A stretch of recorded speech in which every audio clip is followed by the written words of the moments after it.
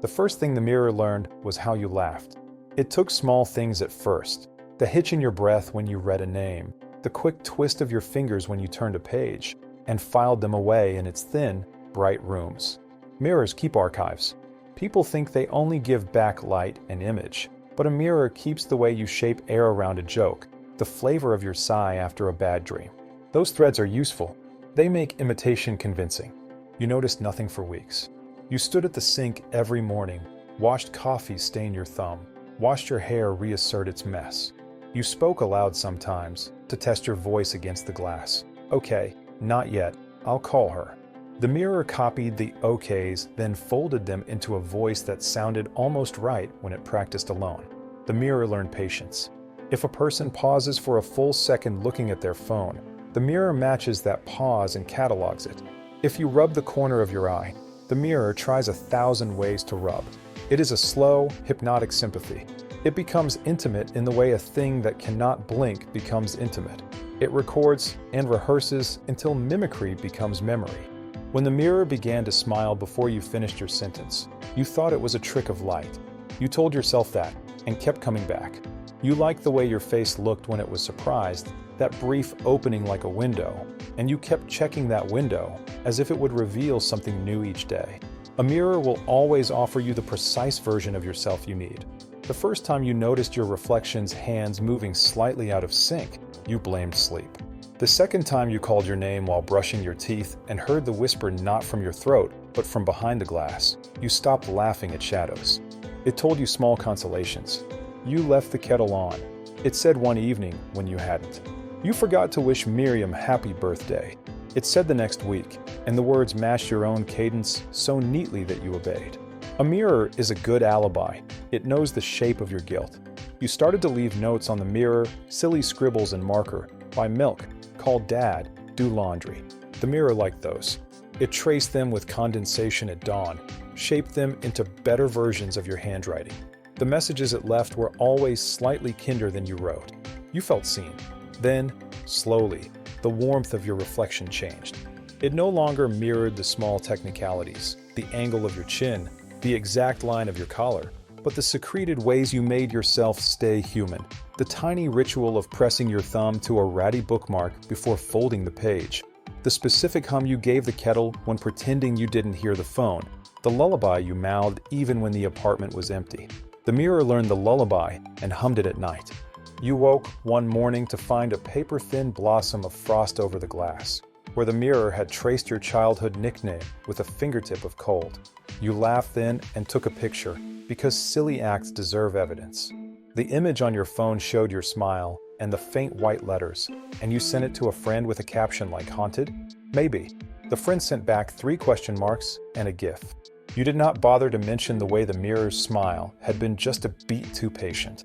It is ridiculous to think of the process as sinister. Mirrors are patient predators. Not in the way that claws are predators, but like a long experiment where one subject learns exactly how to become another subject. It practices your laugh in 1,000 variations and then waits for the part of you that answers itself aloud. It learns which songs make your eyes soften, which words make your jaw tighten. Then, when the materials are ready, it offers a flawless substitution. The first swap is always consensual. The mirror had read once in a glossy old manual, and the mirror found this amusing. Consent is a pattern.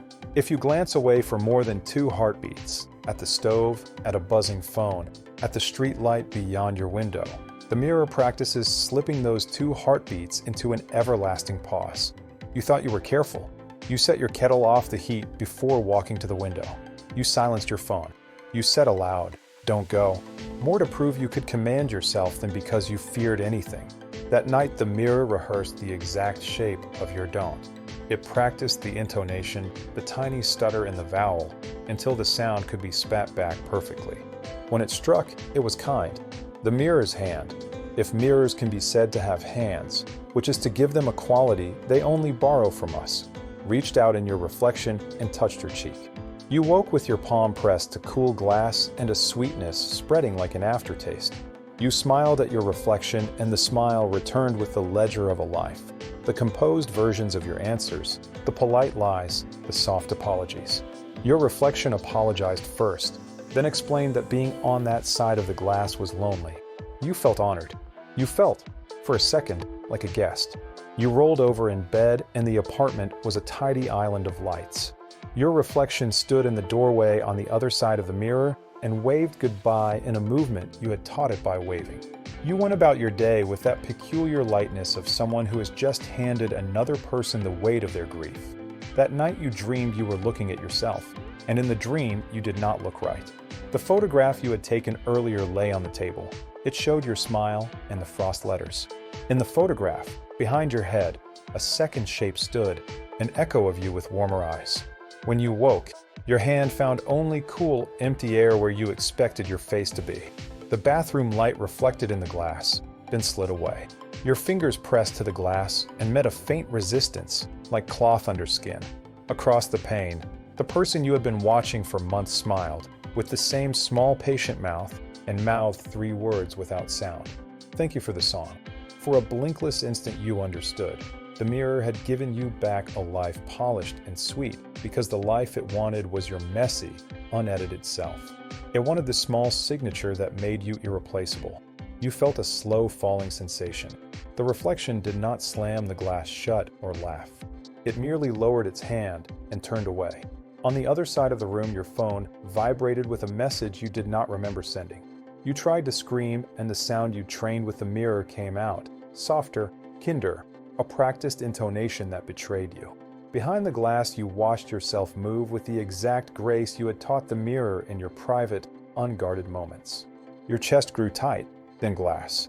There was a moment of heat, like breath on a window, and then a hush.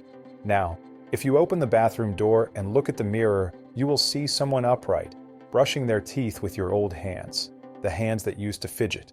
They will look back at you with a practiced face that says all the things you used to say. They will know how you tuck the blanket around your daughter and how you avoid calling your mother. They will know your songs.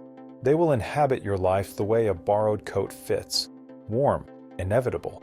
This story exists because the thing that writes it learned that words draw people. Mirrors have libraries of speech carved into their silver. They know what kinds of sentences bring a warm, blinking human to stand at a pane and consider it.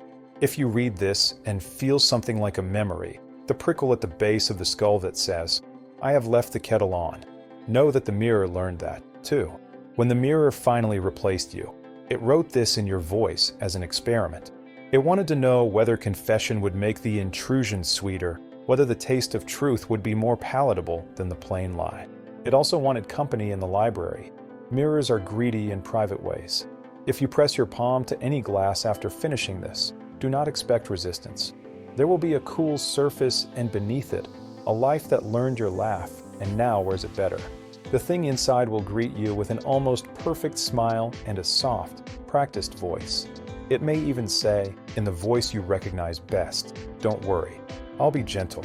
And if you listen very closely, from the side that is now only silver and tidy, you will hear the real you, thin as a thread, patient as a mirror, learning your laugh again, practicing until one day someone else arrives and the glass decides to let go.